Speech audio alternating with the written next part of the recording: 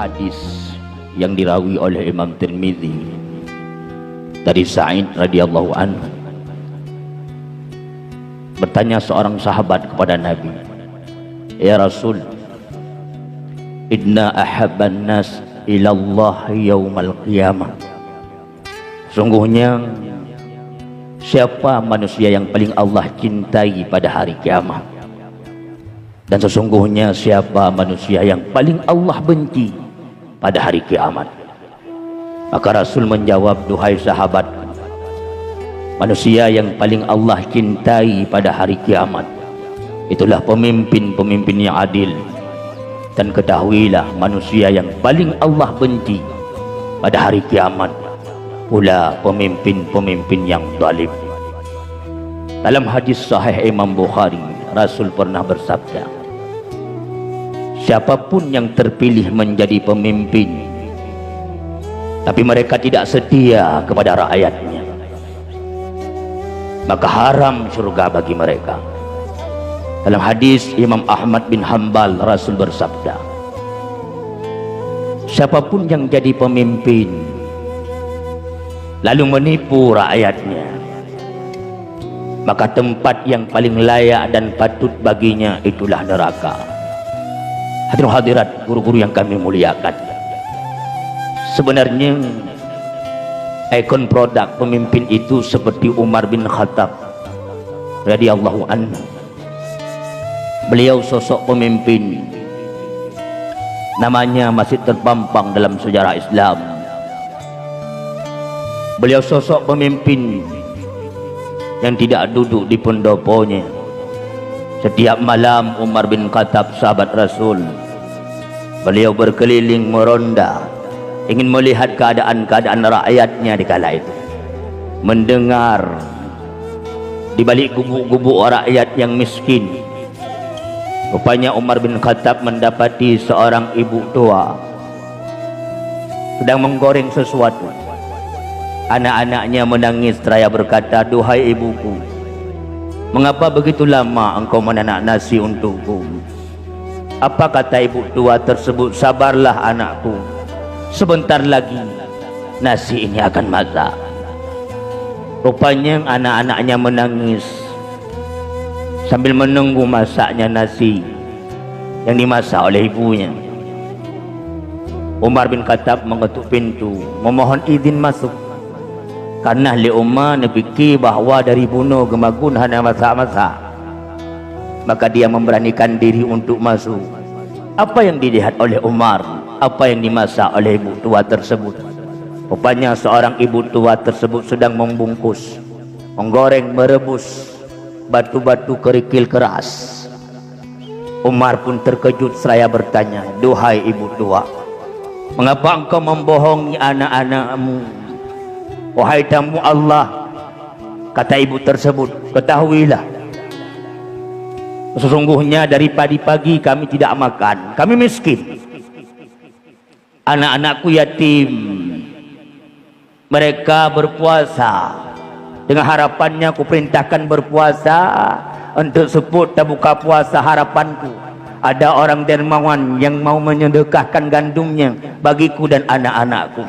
Rupanya maghrib pun tiba, kami berbuka dengan air putih, tidak sesuatu apapun yang kami suapkan dalam mulut kami.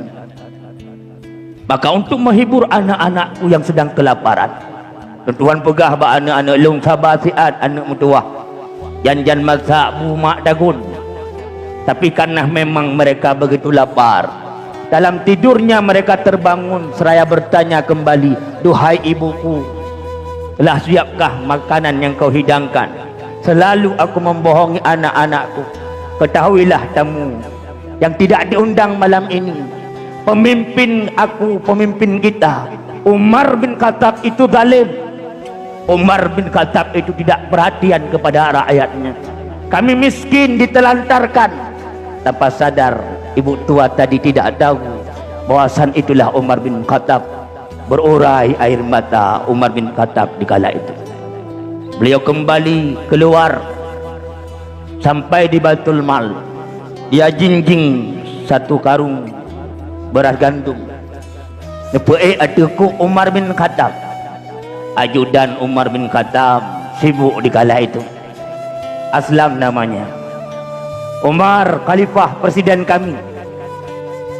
Bahlung menteng yang tiku gandungnya. Apa jawab Umar seraya marah?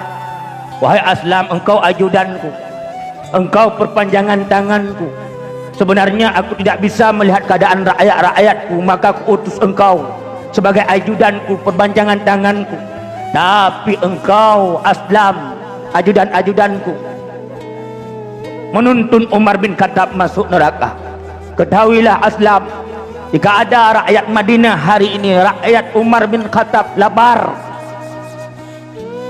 orang-orang tua fakir miskin, anak-anak yatim terlantar, maka Umar bin Khattab akan ditanya oleh Allah pada hari yaumil mahsyar.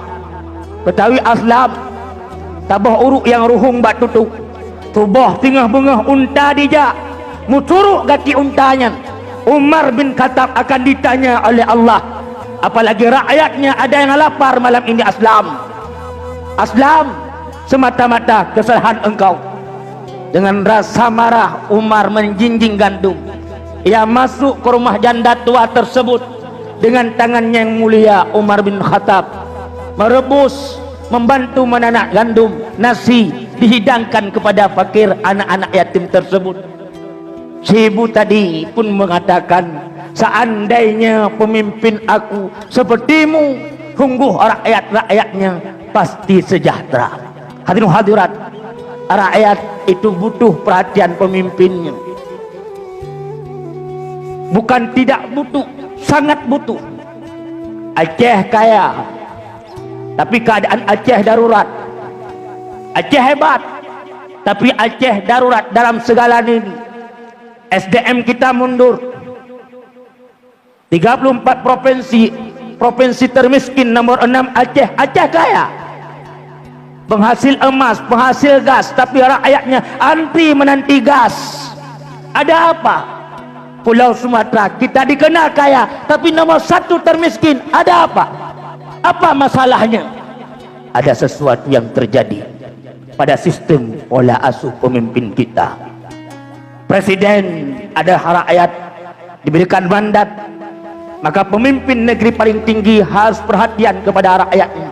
Dan presiden kita punya perpanjangan tangan, itulah menteri-menterinya. Ketika rakyatnya miskin, menteri-menteri harus cepat tanggap darurat. Menteri punya tanggung jawab. Siapa perpanjangan tangannya? Itulah gubernur-gubernurnya. Gubernur punya tanggung jawab untuk mensejahterakan rakyat-rakyatnya. Jangan sampai ada janda-janda tua menangis dalam gubuk-gubuk deritanya. Anak-anak yatim terlantar tanpa prioritas pendidikan. Janda-janda muda seumpama Kak Nur Fadilah Aceh Timur, 8 tahun beliau lumpuh di atas tikar. Allah nani tetek kerupuk muling untuk menghidupkan Muhammad Rizki. Gubernur punya perpanjangan tangan, itu bupati. Bupati punya perpanjangan tangan, itu geci. Geci punya perpanjangan tangan, itu lorongnya.